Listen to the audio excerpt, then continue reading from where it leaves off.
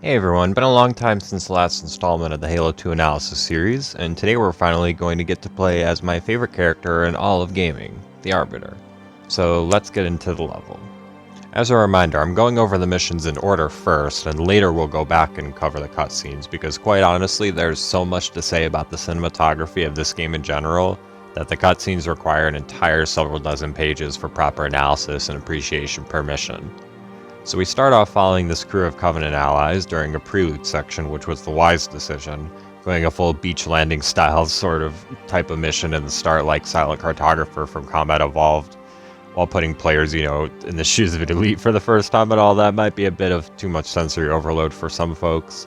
Plus it gives players a chance to sort of calm down and realize that, yeah, you just get to start this mission with a frickin' energy sword. No risking you're behind to get close to higher ranking elites or anything. Nope. Just, here you go, kid. Have an energy sword. Thanks.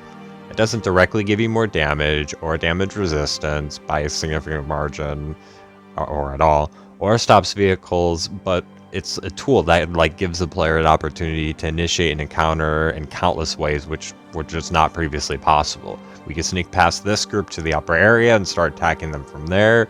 We can sneak up right behind them and assassinate them. We can wait until their pathing clusters them up as much as possible before throwing in a grenade, standing invisibility right next to them or above them. It's just great.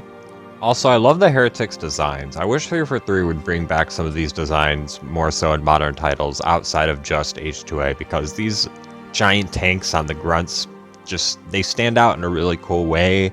And the breathers on the elites they look, well, equally badass and uncomfortable, to be honest.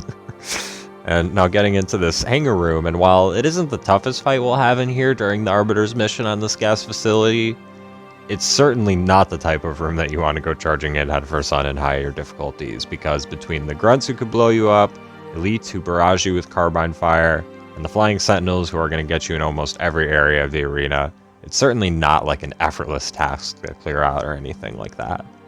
Leaving the hangar and the cool looking ship in it, and heading down some corridors filled with baddies, we arrive at our next area, which not only looks cool, but it has some explosive crates that are going to roll through, so depending on how much you're paying attention to them, that could either be super difficult or super helpful. After more hallway combat afterwards, we arrive at this room, getting a good view of the banshees outside, and a last encounter in here before starting the flying portion of the mission. And I love Bungie's solution to pacing in this area of the game. If you want to spend as much time as possible in the Banshee, you can follow the ship around, fighting enemies and hearing all the cool dialogue, whereas for returning players who wish to just move on, they can fly directly to the last area of the mission with far less resistance than the longer route of following the Phantom around.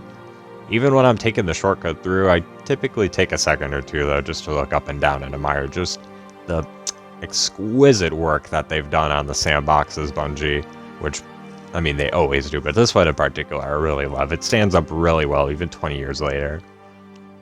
Oh, and one last thing of note is that this is the first time for most players that they're ever going to be able to get their hands on the fuel rod gun in the series, if they're playing, obviously, the games in order.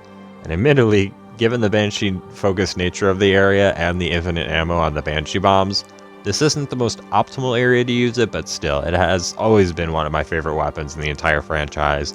The green and gold go so well together. The design is eye-catching, the audio design around it is nice, and even just the visual feedback of firing it is just something I'm a fan of. But yeah, that's going to do it for today. My business email for our writing commissions, as well as my PayPal and the channel's Twitter, will all be linked below if you're interested in any of those things. Next time, it's going to be Halo 2's turn at a flood reveal mission, as we conclude the Arbiter story on the gas mine finally. So yeah, take care of yourselves out there, and have a lovely day.